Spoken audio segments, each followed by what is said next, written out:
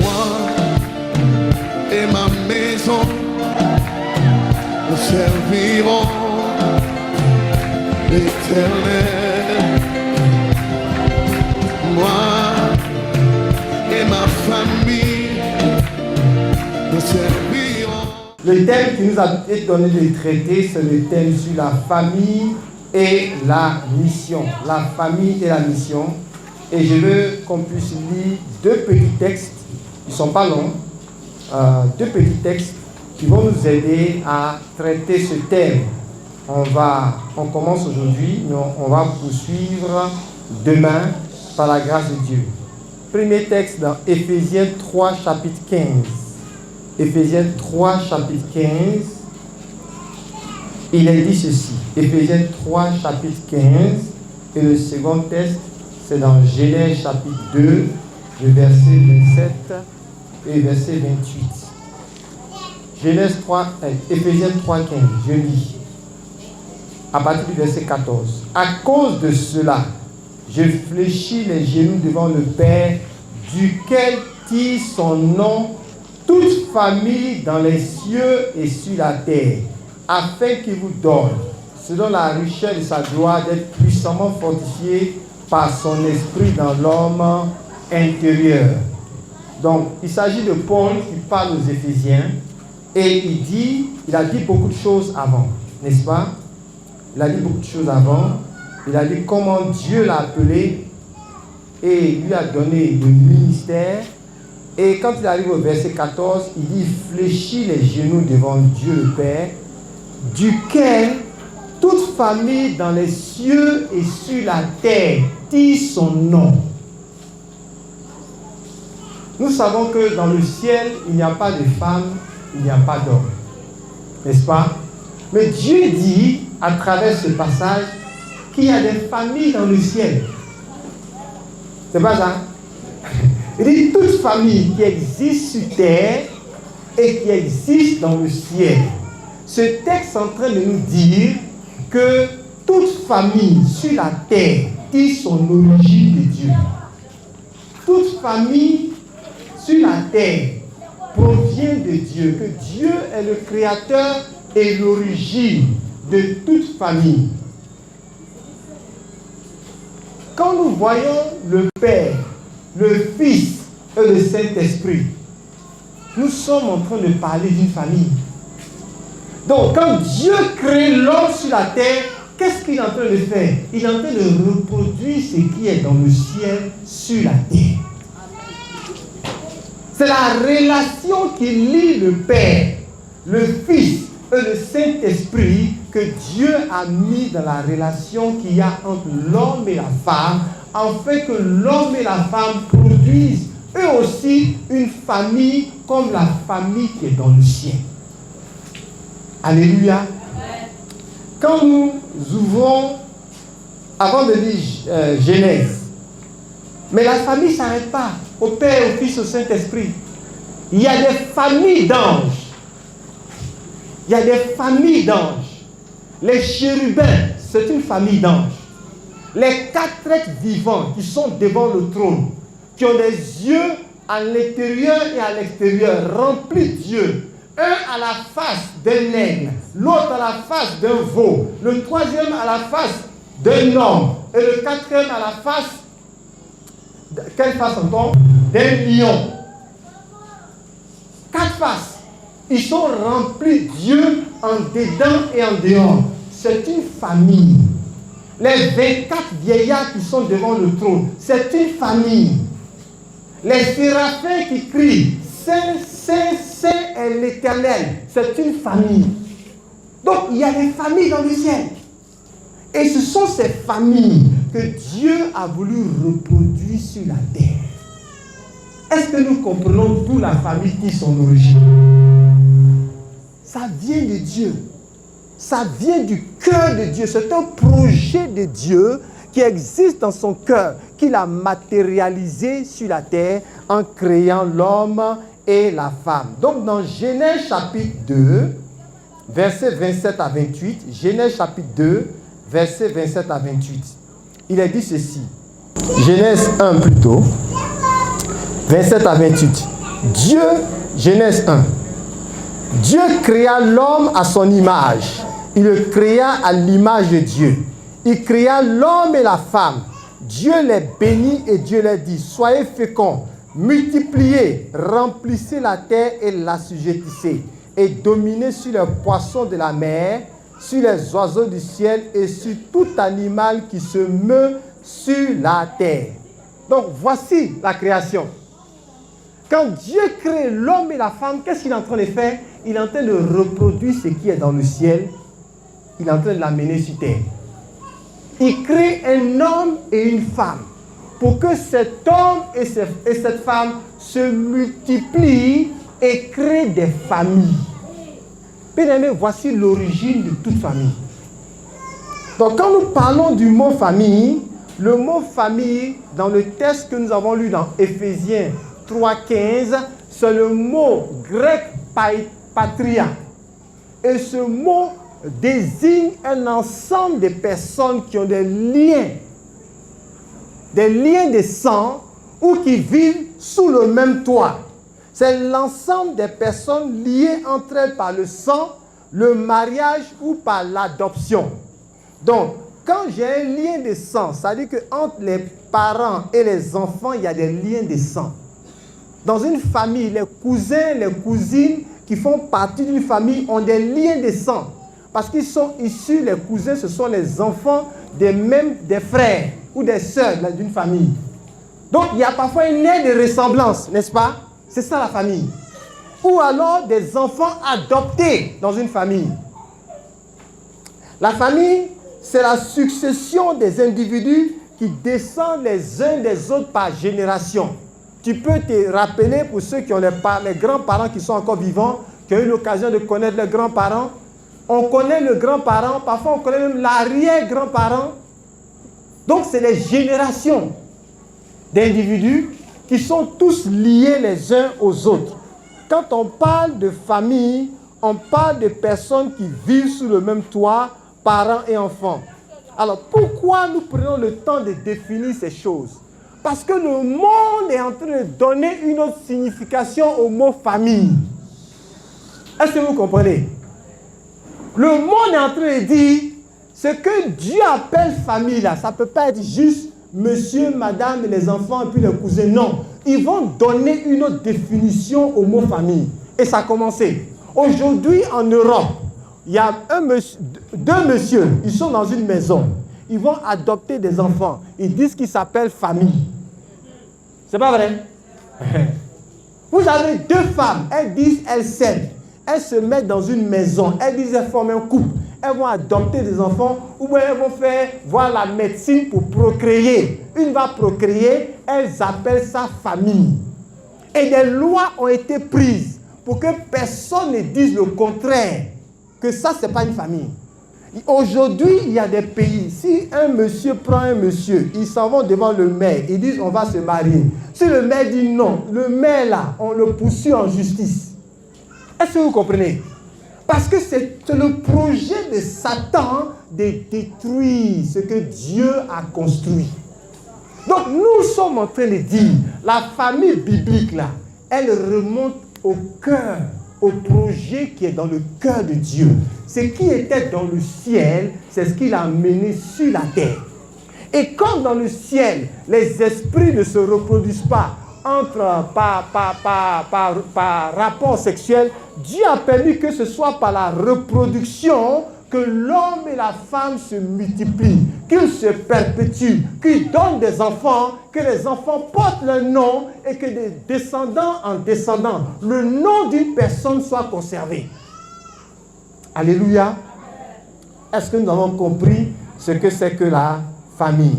Donc dans Genèse 2, verset 7, lorsque Dieu crée l'homme et la femme, donc le premier couple là, qui va donner naissance à la première famille, immédiatement au verset 28, il leur donne leur mission. Est-ce que vous comprenez? Donc une famille qui existe sur terre et qui n'a pas compris la mission que Dieu veut qu'elle puisse avoir, n'a pas compris la raison de son existence. Dès que Dieu crée la première famille, le premier couple, immédiatement il leur donne leur cahier de charges. Voici ce pourquoi je vous ai créé. Voici ce pourquoi vous vivez. Si les gens vivent et puis ils ont un autre projet, un autre ordre de mission, une autre tâche, autre que celle que Dieu a définie, ils sont passés à côté. Donc pour nous qui sommes enfants de Dieu, dès que nous avons formé une famille, d'ailleurs lorsque nous sommes enfants de Dieu, nous devons savoir pourquoi Dieu nous a mis à l'existence. Mais quand nous formons une famille, il y a un projet de Dieu dans la famille. Et il faut le comprendre, sinon on passe à côté de son existence. Dieu dit à l'homme, soyez féconds, multipliez, remplissez la terre et l'assujettissez. Il doit assujettir la terre.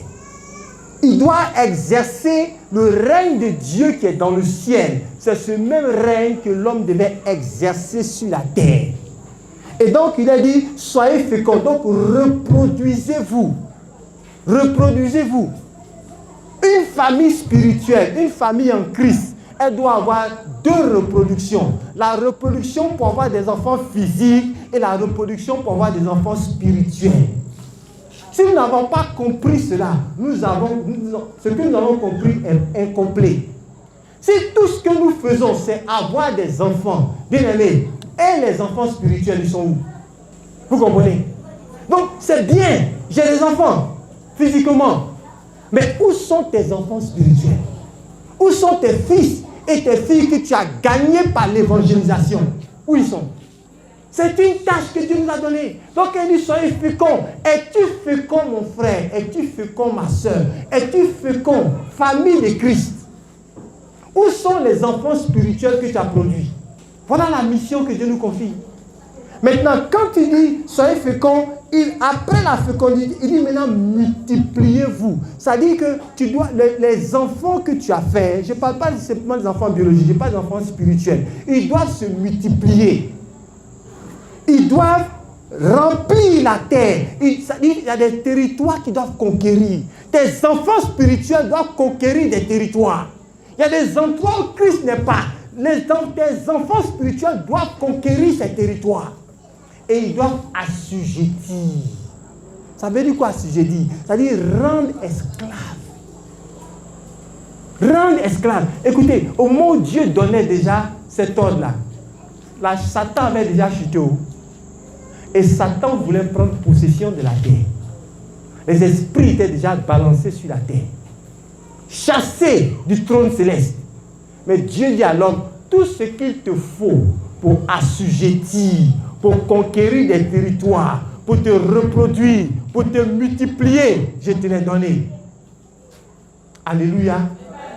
Quand Dieu dit à Adam, sois fécond, il a déjà déposé en Adam et en Ève tout ce qu'il leur faut pour se reproduire et pour être productif.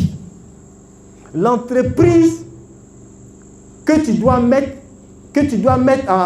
à l'existence là, qui doit sortir là, elle est déjà en toi. Ce n'est pas que tu dois la chercher quelque part. Écoute, le commerce que tu veux faire là, il n'est pas quelque part, il est déjà en toi. Le business que tu dois faire, il est déjà en toi. Dieu dit simplement, fais-le sortir. Amène-le à l'existence. Le travail que tu dois faire, il est déjà en toi. Il y a une fécondité que Dieu a donnée à l'homme. L'homme, quand il arrive dans un territoire, même si on dit tout est sec ici, quand tu as Dieu en toi, Christ en vous, l'espérance de la gloire, des choses doivent être transformées automatiquement. Tu transformes ce qui est désert en une source d'eau. Il y a des chrétiens qui disent, moi je suis pauvre. Non, mon frère. Non. Ça, c'est le regard que tu portes sur toi-même. Ce n'est pas le regard que Dieu porte sur toi. Parce que quand Dieu te voit, il voit quelqu'un en toi qu'on appelle Christ. Amen. Et ce Christ-là, quand il arrive dans un endroit, il change les déserts en source d'eau. Donc, tout ce qu'il te faut pour transformer ton désert en source d'eau est en toi. Que Dieu nous aide à comprendre cela. Donc, quand Dieu a mis en évidence son projet, Satan était déjà tombé. Et il est venu pour détruire ce projet que l'on voit dans Genèse chapitre 3. Satan est venu et a détourné l'homme du projet initial. Il a détourné ce projet.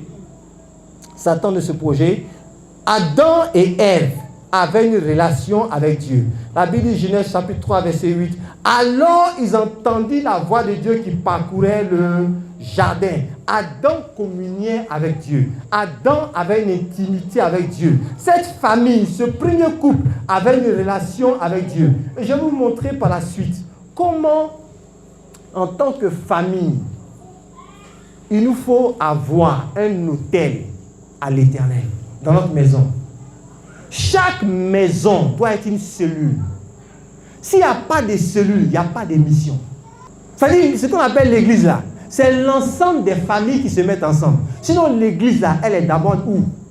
Dans ma maison. Est-ce que vous comprenez? C'est-à-dire que dans ma maison là, je suis le pasteur principal. Mon épouse est pasteur comment? Adjoint. Et on est les anciens. Et les enfants sont les membres. Vous comprenez? C'est l'église, cette unité qui, quand elle vient entre dans le temple ici, c'est l'ensemble des familles qui constituent ce qu'on doit appeler l'église. Donc, Dieu est en train de reproduire un modèle qui est dans le ciel, qui doit être présent dans chaque famille. Alléluia. Donc, on voit comment dans Genèse chapitre 3, Adam est venu et a détourné l'homme. Le péché d'Adam et d'Ève entraînait toute l'humanité. Et on voit comment ce premier couple, cette première famille a été déstabilisée par le péché. Satan savait que s'il réussissait à introduire le péché dans cette première famille, ce péché allait se reproduire dans toutes les familles de la terre. Regardez, dans cette famille, ils sont deux enfants. Deux. Un a tué l'autre. Abel a tué son frère. Pardon, Caïn. Abel a offert une offrande à l'Éternel. Abel avait une communion avec Dieu. Caïn avait un cœur mauvais. Et Dieu l'a prévenu. Fais attention au péché qui est devant ta porte. Pourquoi? Parce que Satan avait déjà mis la racine du péché en lui. Abel a réussi à surmonter cette racine, à se repentir devant Dieu, à avoir une relation avec Dieu. Mais Caïn, il a laissé le péché dominer sa vie. Il a mis fin à la vie d'Abel. Vous comprenez? Donc, quand nous parlons d'avoir une relation avec Dieu, si nous ne cultivons pas cette habitude dans nos maisons maintenant, nous allons avoir des choses auxquelles nous n'attendons pas dans nos maisons. Vous comprenez? Si tu n'établis pas un autel où tu pries Dieu avec tes enfants régulièrement, tu vas voir un de tes enfants va se lever contre un autre enfant. Et je vais vous montrer plusieurs familles comme ça dans la parole de Dieu qui sont passées par des choses terribles parce qu'elles n'ont pas pris le temps de faire d'établir ce préalable. Donc, ce projet de Dieu a été détourné par Satan. Et tout au long de la Bible, si vous prenez la Bible depuis Genèse jusqu'à Apocalypse, je vous dis que l'histoire des hommes que vous voyez, c'est l'histoire des familles. La Bible est une affaire de famille. Elle commence par une famille, elle se termine par une famille. C'est une affaire de famille. Et Satan, connaissant le plan de Dieu, qui a dit dans Genèse chapitre 3, verset 15, que la postérité de la femme va écraser la tête du serpent. Il s'est dit, je vais tout faire pour pervertir la postérité de la femme. Dans Genèse chapitre 6, les anges dessus sont venus dormir ou avoir des relations avec des femmes. Et la Bible dit que c'est à partir de là que des géants sont nés sur la terre. Des gens dont le cœur était méchant, rempli de méchanceté. Et à tel point que Dieu s'est repenti, il a regretté d'avoir créé l'homme. Mais à la fin du verset, il est dit, mais, Genèse chapitre 6, verset 4 à 7, mais Noé trouva grâce aux yeux de l'Éternel. Noé trouva grâce aux yeux de l'Éternel. Qui ce soir, quelle est la famille ce soir qui va trouver grâce aux yeux de l'Éternel? Quand on lit ça comme ça, on a comme l'impression que bon, les gens étaient mauvais et puis Dieu a choisi Noé de manière arbitraire. Non, Dieu ne choisit aucune famille de manière arbitraire. Ce sont les gens qui ont à cœur de le chercher. C'est de ceux-là que Dieu s'approche. Si tu ne fais aucun effort pour chercher Dieu et pour venir à lui, mon ami, la porte du salut, la porte de la grâce est ouverte, mais c'est à toi de toucher la porte. Donc, Noé a trouvé grâce parce que Noé était un homme juste et intégré. La Bible dit, il marchait avec Dieu et il engendrait 3 fils. Donc, cet homme avait une relation avec Dieu et entraînait sa famille dans cette relation. Et à cause de cela, il a trouvé grâce aux yeux de Dieu. Bien aimé, avant qu'il y ait une mission, il faut d'abord qu'il y ait une famille qui craigne l'Éternel. Il faut qu'il y ait une famille qui craigne l'Éternel. Et c'est à cette famille-là que Dieu va se révéler. Demain, je vais vous montrer quelles sont les faveurs que Dieu a mis dans certaines familles. Dans la Bible. Et je vais vous montrer comment présentement, Dieu fait encore des alliances avec des familles. Vous comprenez? Donc, lorsque nous lisons dans Hébreu, beaucoup plus tard, on voit que lorsque le péché a commencé à se manifester, Dieu a dit à cet homme, Noé, construis une arche, parce que je vais exterminer toute la race humaine. Et ce Noé, il a eu ce qu'on appelle, Jésus appelait son cahier des charges. C'était la mission, c'était le but que Dieu voulait pour cette famille. Noé a commencé à construire l'arche. Pendant 120 ans. 120 ans. Au moment où il n'y avait pas de pluie, on ne connaissait pas la pluie sur la terre. Oh, si tu vois Noé en train de construire l'arche, toi tu sais qu'il n'y a pas de pluie, il n'a jamais plu. Est-ce que tu n'as pas dit, regardez une famille de fous, une famille de fous? C'est pas une famille de fous ça. On dit, qu'est-ce que tu construis? J'ai fait une arche, c'est pourquoi? Il va pleuvoir. Noé, entre nous. Depuis on est né, nos grands-parents, nos arrière-grands-parents, il n'a jamais plu sur la terre. Il y a une brume qui sort du sol pour arroser les plantes. D'où vient ta pluie? Dieu m'a dit, quel Dieu? C'était leur mission sur la terre. Amen. Mais avant d'accomplir cette mission, ils avaient d'abord une relation avec l'Éternel.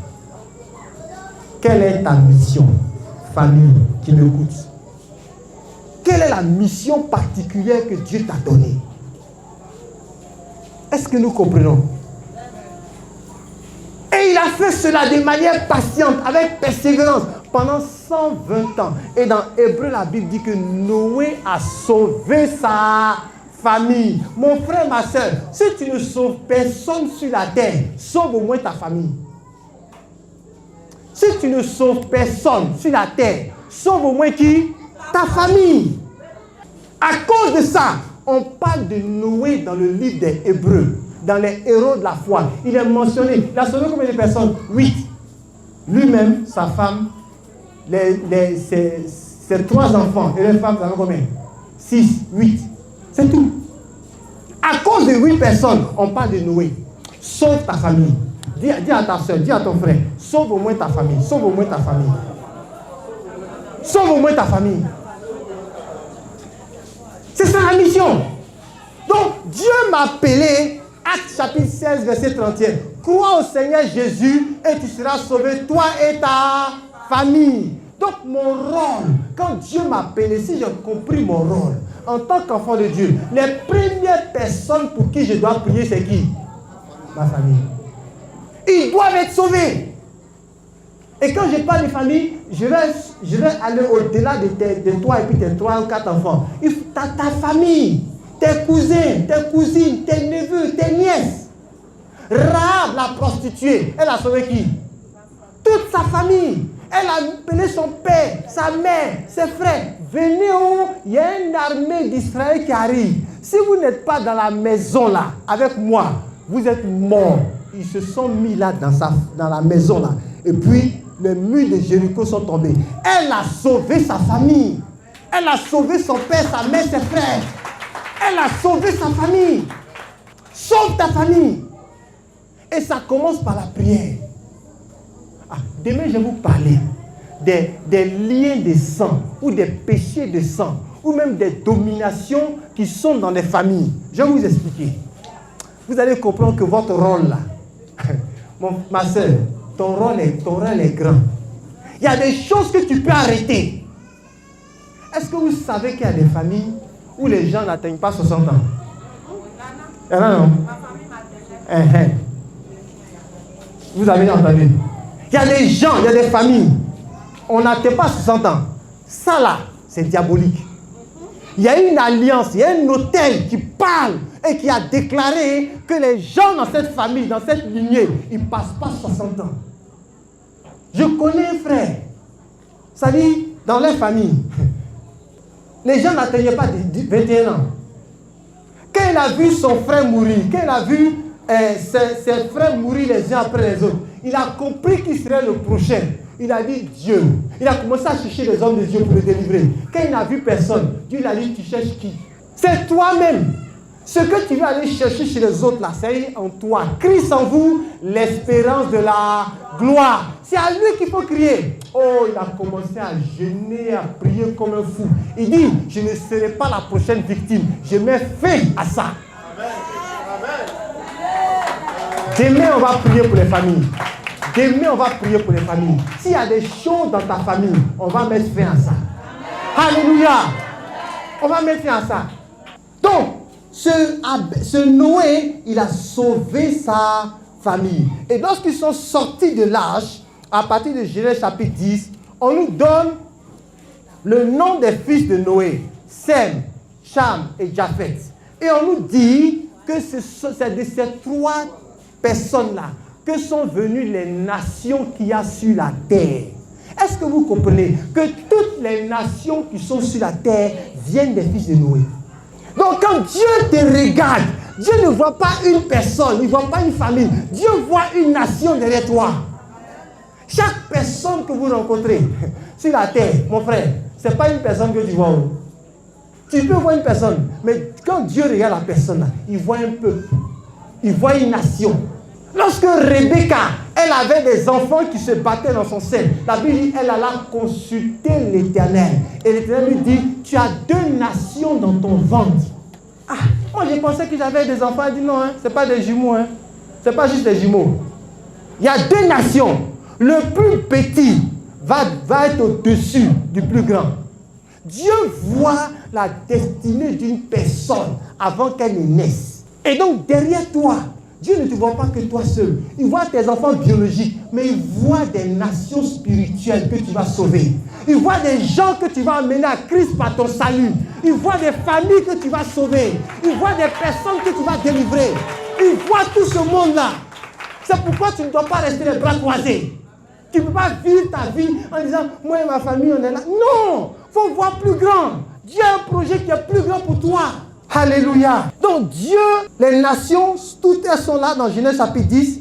Et donc Dieu regarde et à partir du chapitre 12, la plupart de ces nations, elles se sont dispersées sur la face de la terre. Elles sont allées sans connaître Christ. Elles ont établi des cultures, une adoration d'idoles, des choses qui ne plaisaient pas à Dieu. Et Dieu cherchait un homme.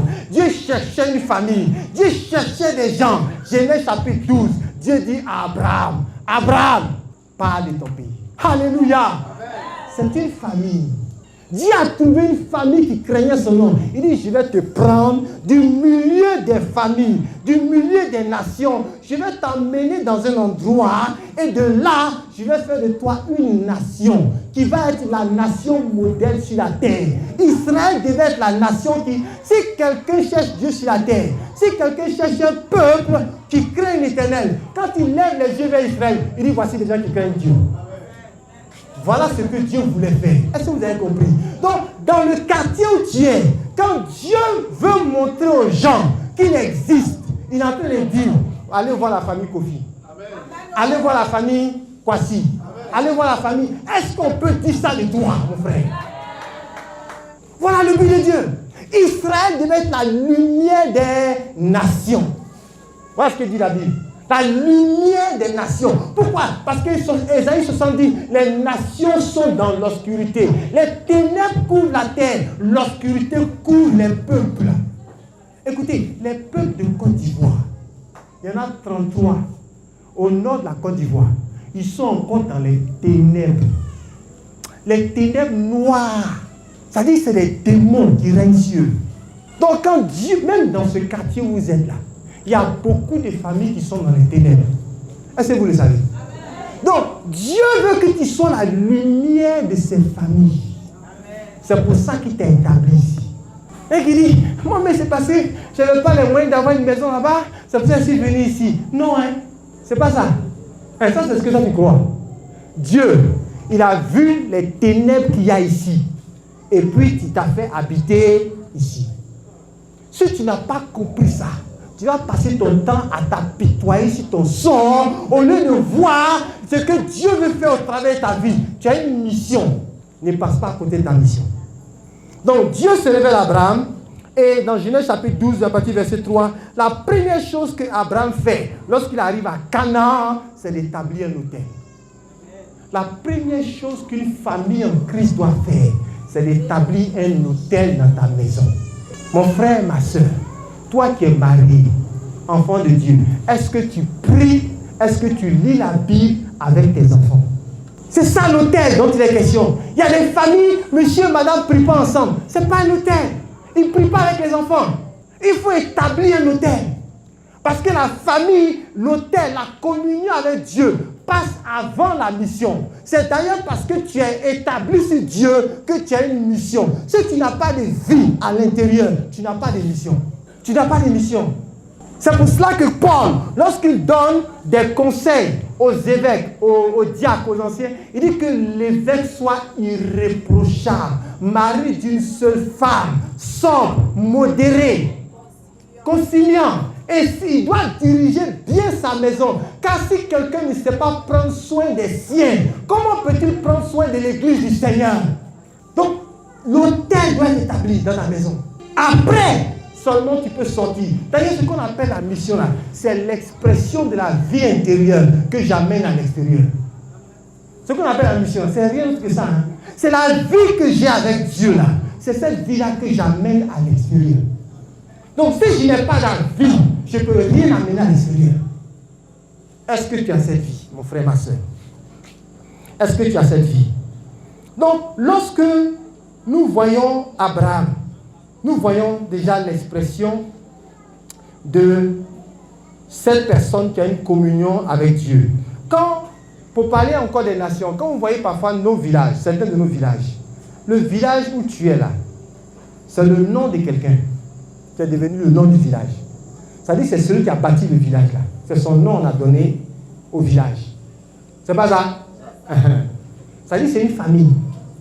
Et si cette famille-là, au départ, elle est partie faire une alliance avec des fétiches, avec des eaux, avec une idole, avec un rocher, avec un arbre. Oh, vous tous qui êtes descendants de cette famille, de ce village-là, vous êtes automatiquement sous l'influence de ces esprits. Automatiquement. De la même manière que la désobéissance d'Adam entraînait automatiquement l'humanité dans la déchéance et dans le péché. De la même manière, si quelqu'un fait une alliance, un fondateur de village, d'où nous sommes ici, il a fait une alliance. Il y a des choses automatiquement qui sont dans nos familles. Écoutez, si vous prenez des groupes ethniques, parfois des villages, vous voyez que tout le monde, il y a un type de péché qui les caractérise. Vous comprenez? Il y a un type de péché qui les caractérise. Parfois, plusieurs choses les caractérisent. Ces choses qui les caractérisent, ce sont des alliances avec des puissances sataniques. On va en voir tout à l'heure. Donc, la Bible est une histoire de famille. C'est l'histoire des familles qui ont craint Dieu et c'est aussi l'histoire des familles qui n'ont pas craint Dieu. Et les conséquences sont différentes. Demain, on va parler des conséquences. Donc, Lot était le neveu d'Abraham dans Genèse chapitre 13. Alors qu'Abraham, lui, craignait Dieu, je vais vous montrer un autre qui faisait partie de sa famille, qui avait l'opportunité d'avoir une relation avec Dieu, de participer à la promesse que Dieu avait faite à Abraham. Mais Lot a choisi de poursuivre les biens et les richesses de ce monde. Il allait s'installer à Sodome et Gomorrhe. Quand vous lisez son histoire, c'est triste. C'est triste. Dans Genèse chapitre 13, il a choisi de lever ses yeux vers la plaine de Soar et d'aller habiter au milieu des gens qui ne connaissaient pas Dieu. Dans Genèse chapitre 19, lorsque les anges sont venus détruire Sodome, Lot était encore là-bas. Et le jugement est tombé sur eux. À cause d'Abraham, la prière d'Abraham a sauvé Lot. Est-ce que vous voyez que votre prière peut sauver des familles? Ta prière peut sauver ta famille. Mais parce que l'autre lui-même, son cœur n'était pas à Dieu. Il n'avait pas un autel à l'Éternel. Il n'avait pas une intimité avec Dieu. Quand il est sorti, par la force, c'est par la force qu'on l'a mis dehors de la ville. C'est même pas lui-même. On l'a trié, les anges l'ont tiré par la force pour le faire sortir. Quand il est sorti, le déluge de feu est tombé sur Sodome et Gomorrhe. La femme de l'homme s'est retournée. La Bible est devenue une statue de sel. L'autre est monté sur la montagne. Qu'est-ce qui s'est passé là-bas? Ses filles ne connaissaient pas l'Éternel. Elles ont eu des relations avec leur père. Ils ont donné naissance à deux peuples, les Ammonites et les Moabites. Est-ce que vous voyez? C'est-à-dire, de leurs enfants sont nés deux peuples. Ces peuples sont devenus les ennemis mortels d'Israël. Pourquoi? Parce que Lot n'avait pas d'intimité avec Dieu. Ses filles, elles n'avaient pas d'intimité avec Dieu. Regardez ce qu'elles disent. Il n'y a personne, il n'y a pas d'homme dans cette contrée. Nous allons aller coucher avec notre Père. Elles n'ont pas crié à l'Éternel. Seigneur, il n'y a pas d'homme ici. Qu'est-ce que nous faisons? Toi qui n'es pas marié, est-ce que tu cries à l'Éternel pour te donner un mari selon le cœur de Dieu? On peut regarder dans l'église, mais il n'y a même pas de jeune homme avec un bon travail. Moi, j'aime me chercher avec mon copain. Tu vas entrer dans la destruction. C'est à l'Éternel qu'il faut crier pour qu'il te donne une famille stable, fondée sur la parole de Dieu. Je suis en train de vous parler des familles qui craignent Dieu comme Abraham et des familles qui n'ont pas craint Dieu comme Dieu l'aurait attendu, la famille de Lot. Écoutez, toute la Bible est une affaire de famille. Je peux vous parler des familles depuis Genèse jusqu'à Apocalypse. Des familles qui ont accompli la mission de Dieu et des familles qui sont passées à côté de Dieu, qui sont passées à côté de cette mission. Donc dans Genèse 22, lorsque Abraham va sacrifier Isaac, Dieu lui répète la promesse qu'il lui avait déjà faite dans Genèse chapitre 12. Donc dans Genèse 22, 15 à 18, Dieu reprend la même promesse, mais cette fois-ci, vous allez voir une chose qui a varié légèrement. Genèse chapitre 15, 17. Je te bénirai, je multiplierai ta postérité comme les étoiles du ciel et comme le sable qui est sur le bord de la mer, et ta postérité possédera la porte de ses ennemis. Toutes les nations de la terre seront bénies en ta postérité parce que tu as obéi à ma voix. Dans Genèse 12, il dit toutes les familles de la terre seront bénies. Dans Genèse 22, il dit toutes les nations. Pourquoi? Parce que c'est les familles qui donnent naissance à des nations. Donc, nous on a un couple. Ce couple donne naissance à des enfants. Ces enfants donnent naissance à des nations. Voilà le lien que Dieu établit. Donc, ce sont ces enfants qui ont marché avec Dieu. Et on voit comment Abraham a donné naissance à Isaac. Isaac a donné naissance à Jacob. Jacob a donné naissance aux 12 fils, à ses 12 fils. Ces 12 fils sont devenus 12 tribus, n'est-ce pas? Les 12 tribus d'Israël. Donc, des 12 fils sont nés 12 nations, 12 tribus. Et ce sont ces tribus qui existent jusqu'à aujourd'hui. Donc, vous voyez que toute l'histoire de la Bible, je peux vous raconter histoire après histoire. C'est une affaire des familles. Et ça doit commencer avec le projet de Dieu.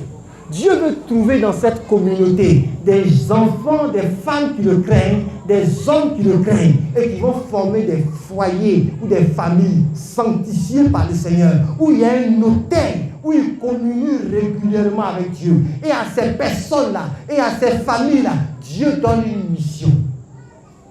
Donc, lorsque Dieu, à travers l'histoire des prophètes, il prophétise la naissance de Jésus, il prophétise cette naissance dans une famille. Jésus n'est pas apparu comme ça.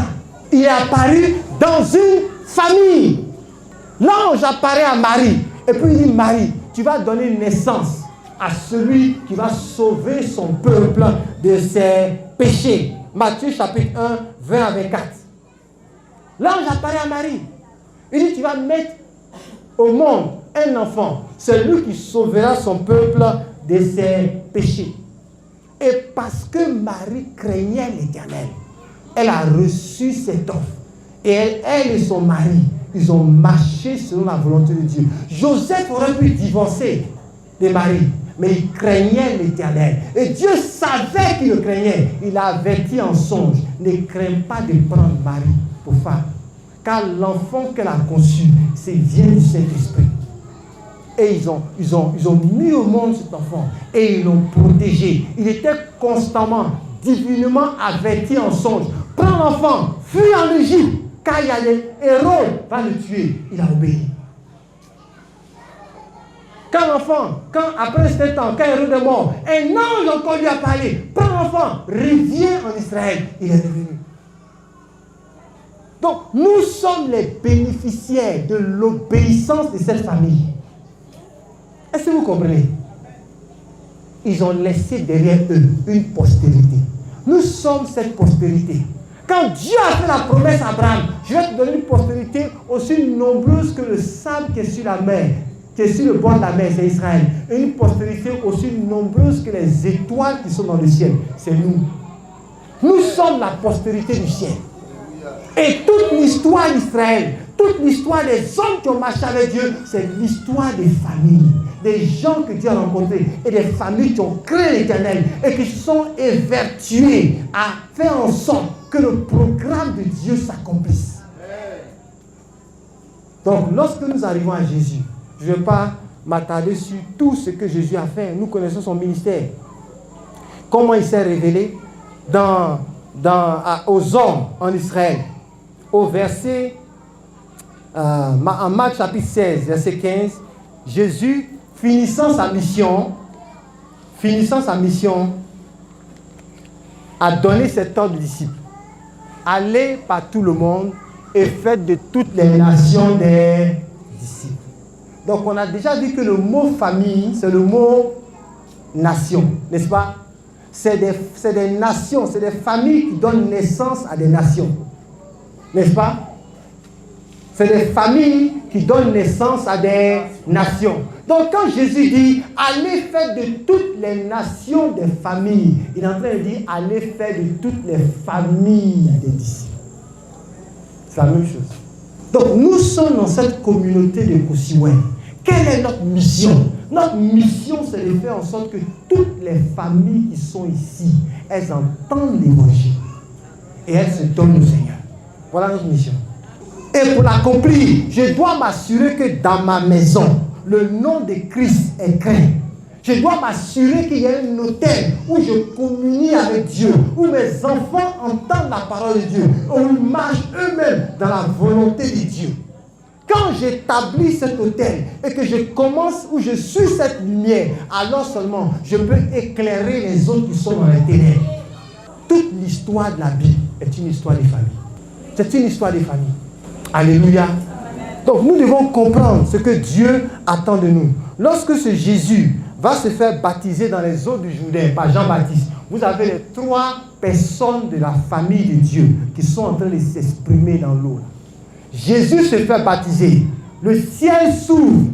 Le Saint-Esprit descend sous une forme de colombe. Et le Père dit, voici mon Fils bien-aimé, en qui j'ai mis toute mon affection. C'est la famille céleste.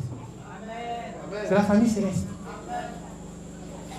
Quand Dieu te regarde, mon frère, ma soeur, toi qui es dans une famille, dans un foyer, dans un couple, est-ce que Dieu peut dire, voici mes bien-aimés, en qui j'ai mis toute mon affection? Voici la mission que le Seigneur nous a confiée. Voici la tâche. Donc, lorsqu'il donne cet ordre dans Marc chapitre 16, verset 15, nous comprenons nation, et c'est juste. Allez faire de toutes les nations des disciples. Dans le grec, le mot nation, c'est le mot ethnos, qui veut dire ethnie, groupe ethnique. Or, les groupes ethniques, c'est les familles. Les groupes ethniques, c'est les familles.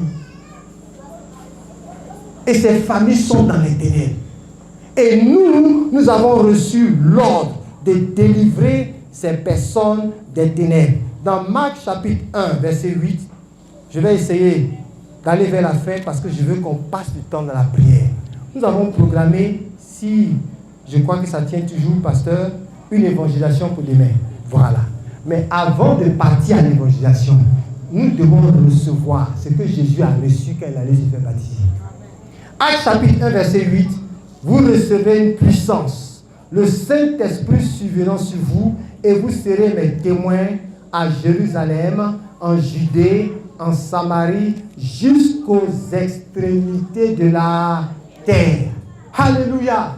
Donc pour pouvoir accomplir ta mission, mon frère, ma soeur, Jésus lui-même, il a réalisé et il sait que si tu n'as pas la puissance, tu ne pourras rien faire. Si tu n'as pas la puissance, tu ne pourras rien faire. Quand nous sortons là pour aller évangéliser, ce n'est pas d'abord nos paroles, c'est la puissance que nous transportons. Parce que les gens que nous rencontrons, eux, ils sont sous une autre puissance. Même s'ils ne le savent pas, ils sont sous une autre puissance. Et nous devons confronter cette puissance pour les délivrer de la puissance des ténèbres. C'est pour cela que nous allons prier tout à l'heure. Quand on va prier, il ne faut pas être fatigué. Parce qu'on est parti pour prier au moins 30 minutes, sans s'arrêter. On va parler en langue. Tous ceux qui ne sont pas partis dans le Saint-Esprit, vous allez parler en langue, vous allez remplir du Saint-Esprit aujourd'hui. Nous devons annoncer l'évangile. Nous devons prêcher aux familles. Parce que c'est la tâche que Dieu veut que nous fassions. Les familles qui ne connaissent pas Dieu, elles sont sous la puissance des ténèbres. Et Dieu veut sauver toutes les familles. Afin de réunir par son nom ce qui est dans le ciel comme ce qui est sur la terre. Parce que toute famille tire son nom, son origine de l'Éternel. C'est ce qu'on a lu dans Éphésiens 3, verset 15. Toute famille vient de lui et toute famille doit retourner à lui. Alléluia. Les familles se sont écartées, les peuples se sont écartés, les gens se sont égarés. Dieu veut que ces familles égarées, ces familles perdues reviennent à lui. Quand vous lisez le livre des Actes des Apôtres, vous voyez plusieurs fois les apôtres rencontrent des familles. La famille de Lydia, c'est une famille. Quand Pierre va chez Corneille, la Bible dit que Corneille a rassemblé tous les membres de sa famille. Même ses serviteurs étaient assis. Et lorsque Pierre parle, le Saint-Esprit descend. Eux tous sont remplis du Saint-Esprit. Eux tous ont été sauvés. Lorsque Paul et Silas arrivent dans Actes chapitre 16, dans cette ville, le geôlier qu'il avait mis en prison, cette nuit-là, lui et toute sa famille ont été sauvés. C'est une affaire de famille. Et la famille qui peut accomplir cette tâche, c'est la famille qui craint Dieu d'abord, qui a un culte familial, qui a un hôtel où ils adorent Dieu. C'est ceux-là qui peuvent apporter la lumière aux familles qui sont perdues. Parce que le Fils de l'homme est venu pour chercher et pour sauver ce qui était perdu. C'est notre travail, c'est notre rôle. Quand nous allons aller devant Dieu, il va dire combien de familles as-tu apporté ici? Je t'ai sauvé, toi famille. Combien tu m'en as apporté? Combien? Quelles sont les familles qui vont te saluer pour dire grâce à toi, nous sommes ici? Voilà notre rôle. Nous devons sauver des familles et les amener au Seigneur. Lorsque nous sommes arrivés dans le pays où nous avons servi pendant 18 ans, c'est un pays en Afrique du Nord, on n'avait jamais pensé qu'un jour on serait dans ce genre de pays-là. Demain, je vous raconterai en entier mon témoignage. Alléluia. Mais je vais d'abord... Alléluia. Lorsque nous sommes arrivés là-bas, Dieu nous a dit, voici votre tâche. On savait cela avant de partir. Un jour, alors qu'on priait, on conversait avec les gens, on parlait avec les gens, un homme qu'on connaissait nous a dit, je vais vous présenter quelqu'un, mon ami qui a des problèmes. Je veux que vous puissiez prier pour lui. On dit pourquoi? Il dit vraiment, je le vois, il n'est pas heureux. Donc on dit ok, où on peut le trouver? Il dit chaque dimanche, il va s'arrêter devant une église, parce que là-bas, les gens n'ont pas le droit d'entrer dans les églises des étrangers. D'abord, ils n'ont même pas le droit d'être chrétiens même. Donc il va devant la porte d'une église, et lorsque on joue la musique là, où les gens chantent, la musique là, ça le soulage un peu. Et puis il rentre chez lui. Donc quand on l'a rencontré, on lui a dit, quel est ton problème? Il nous a dit, écoutez bien, il nous a dit, quand il était jeune, fonctionnaire, il s'est mis avec une femme. Et puis il s'apprêtait à se marier. Quand la femme l'a quitté pour aller épouser quelqu'un d'autre, il a été déçu. Il a dit, bon, moi aussi j'ai poursuivi ma vie, j'ai parti me marier avec une autre femme. La femme est partie là où elle croyait pouvoir se marier, ça ne s'est pas bien passé. On l'a laissé. Donc elle est revenue pour dire au monsieur, épouse-moi. Il dit, mais moi je suis déjà avec quelqu'un, tu es parti, moi je ne t'ai pas chassé. Et puis tu es parti. Je ne peux plus laisser celle-là pour aller avec toi. Elle dit, si tu ne me maries pas, tu ne vas plus jamais te marier dans la vie. Cette femme lui a lancé un sort. Il avait 25 ans quand ça s'est passé. Ça dit, elle lui a lancé un sort. Chaque nuit, les démons l'attrapent dans la nuit. Il le chicote jusqu'au matin. Les traces sont dans son dos. Il ne voit pas des personnes physiques. Mais on le chicote, il n'arrive pas à dormir. Donc, ce type, quand la nuit arrive, lui, il a peur de dormir.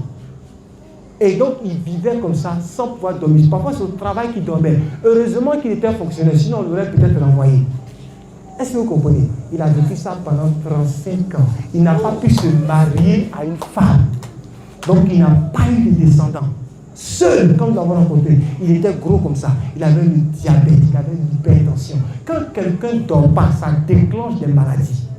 Donc, on l'a rencontré. On lui a dit, mon frère, aujourd'hui, tu seras délivré. Alléluia! Dès qu'on a commencé à prier pour lui, cet homme est tombé par terre. Il y avait des démons en lui. Ils étaient plus de 30. Il était rempli de démons. Est-ce que vous comprenez? On a chassé tous les démons de sa vie. Il a donné sa vie au Seigneur. On l'a plongé dans les eaux du baptême. Le lendemain, les jours d'après, quand son ami l'a vu, il n'a pas reconnu.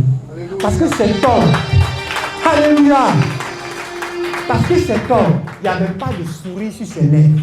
Il ne sourit pas, tellement il est malheureux. Est-ce que vous savez combien de familles sont dans des liens et dans l'esclavage dans ce quartier? Est-ce que vous réalisez combien de familles, il y a des malédictions qui pèsent sur eux? Donc dans le ciel, quand Dieu est au ciel, il dit non, j'ai des représentants à Kosiwen.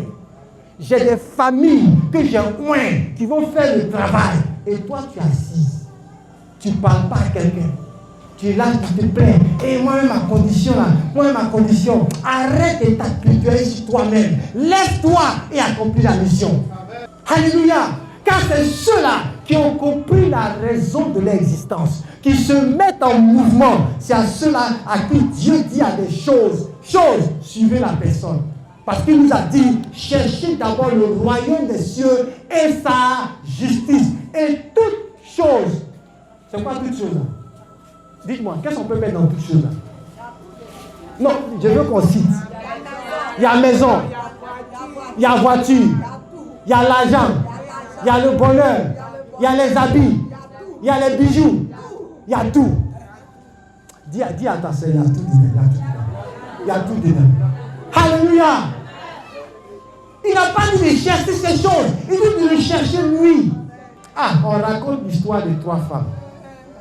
Ces 3 femmes, elles étaient devant une bijouterie. Et puis elles voyaient de beaux bijoux, Il a dit, celui-là c'est joli, celui-là je veux prendre. Il a dit, lui-là, non, lui-là c'est trop joli. Lui-là, c'est celui-là que je veux. Et puis le bijoutier est sorti. Il a dit, qu'est-ce que vous voulez? Et moi je prends ça, moi je prends ça. Il a dit, choisissez ce que vous voulez, je vous l'offre. Elles ont pris, une a pris ça, l'autre a pris ça. La 3e n'a rien pris. Il a dit, mais toi tu prends rien. Elle dit, moi je veux marier le bijoutier. Alléluia! Alléluia! Entre les 3, qui a tout pris? Oh, ma soeur. Ma soeur, faut marier le bijoutier. Le bijoutier c'est Jésus. Alléluia! C'est lui qu'il faut marier. Dans ta famille, mariez Jésus. Dans ta maison, mariez Jésus. C'est lui qu'il faut attraper. Quand tu l'as attrapé, tu as tout attrapé. Mais si tu n'as pas attrapé, tu n'as rien. Ce que tu penses que tu as là, ce n'est pas quelque chose. C'est des miettes. Je dis, demain, je vais vous raconter ce que Dieu a fait dans ma vie. Vous allez voir que parfois je suis là, je dis, Seigneur, donc si j'avais refusé l'appel là, j'allais tout rater comme ça. Hey! Oh! Mon frère, ma soeur, je ne regrette rien. Je ne regrette rien. Je suis là où Dieu veut que je sois. J'accomplis ce qu'il veut que j'accomplisse. Je suis béni. Alléluia. Alléluia. C'est pour cette mission qui nous a menés sur terre. Ta famille en Christ, pour que tu accomplisses la mission. Et pour accomplir cette mission, il nous a donné le Saint-Esprit. Il dit c'est un consolateur, c'est moi-même que je vous donne, mais sous forme d'esprit. C'est mon esprit que je vous donne. Parce que je ne peux pas être présent physiquement avec chacun de vous. Je vous donne mon esprit pour qu'il vive en vous, qu'il soit en vous, qu'il vous parle chaque jour. Quand tu médites, c'est lui qui te parle. Quand tu ouvres ta Bible, c'est lui qui te parle. Quand tu es en train de parler au marché, c'est lui qui te parle. Quand tu es sur la douche, c'est lui qui te parle. Quand l'ennemi vient te tenter, c'est lui qui te parle. Quand Satan vient te paquer, c'est lui qui te parle. Quand tu es dans le problème, c'est lui qui te parle. Quand tu es dans une voiture, c'est lui qui te parle. Il est avec toi. Il dit, je suis avec toi tous les jours jusqu'à la fin du monde. Alléluia. Et il dit, je vais vous donner l'esprit sur vous. Il y a l'esprit en nous et il y a l'esprit sur nous. Celui qui est en nous, il communie avec nous. C'est le même esprit, mais il est là pour nous parler, pour nous enseigner, pour nous instruire, pour nous montrer les voies, pour nous corriger, pour nous éduquer, pour nous... Il est là pour ça. Mais celui qui vient sur nous, le même esprit, quand il descend sur ta vie, oh mon frère, ma soeur, tu peux parler avec autorité. Tu peux annoncer l'évangile. Il dit, l'Esprit du Seigneur est sur moi, car il m'a oint pour annoncer la bonne nouvelle aux pauvres, pour guérir ceux qui ont le cœur brisé. Mon frère, il y a des gens qui n'ont pas la bonne nouvelle. La Bible les regarde comme des pauvres. Même s'ils ont les plus grosses voitures du monde, ce sont les plus pauvres aux yeux de Dieu. Il faut l'onction, l'esprit, pour l'annoncer l'évangile. Pour guérir ceux qui ont le cœur brisé. Est-ce que vous savez le nombre de personnes autour de vous qui ont le cœur brisé? Des cœurs brisés, ils sont déçus de la vie. Il y a ceux qui sont déçus des relations. Il y a ceux qui sont déçus parce qu'ils n'ont pas de travail. Il y a ceux qui sont déçus parce qu'ils ont perdu des parents. Il y a ceux qui sont déçus parce que chaque nuit, les démons les poursuivent. Les esprits des démons les poursuivent. Il y a ceux qui sont déçus. Il y a ceux qui ont peur. Ils ne peuvent même pas aller au village parce qu'ils ont peur des sorciers. Et ils croient qu'il est protégé parce qu'il a envie. Il est dans l'ignorance. Ils ont les cœurs brisés. Pour délivrer les captifs. Il y a des gens, tu les vois comme ça, ils marchent. Ça dit quand Dieu le regarde, il est dans une cage. C'est un captif, c'est un prisonnier. Il est esclave d'un esprit pour libérer les opprimés, pour ouvrir les yeux des aveugles et pour publier une année de grâce du Seigneur. Lorsque tu annonces l'évangile, tu amènes la grâce à la portée de quelqu'un. Voilà pourquoi l'esprit doit venir sur toi. Ce n'est pas pour parler en langue seulement. Le parler en langue là, c'est utile. Ça te sert dans la prière. Parce que parfois tu parles en français quand tes mots sont finis. Et puis tu vas dans une autre langue. C'est une ligne rouge, un téléphone spécial. C'est comme si tu parles au roi de l'univers. C'est comme si tu as une ligne rouge qui te permet de parler au président. Et quand ça sonne, il décroche. Donc quand tu parles en langue, tu parles quelque chose que le diable ne peut pas comprendre. C'est un langage que Satan ne comprend pas. Tu dis des mystères, et ces mystères, seul Dieu les connaît, parce que c'est l'esprit en toi qui parle à l'esprit de Dieu qui est dans le ciel. Alléluia. Alléluia. Et Dieu t'a donné cette ligne pour que tu parles quelque chose que Satan ne peut pas comprendre. Donc on va prier pour le baptême du Saint-Esprit. Si quelqu'un n'est pas baptisé dans le Saint-Esprit, est-ce que je peux voir vos mains, vous qui n'êtes pas baptisés du Saint-Esprit? Et vous voulez ce soir être baptisé du Saint-Esprit. Alléluia. Vous qui êtes baptisés, quand on va commencer à prier là, il ne faut pas parler une autre langue.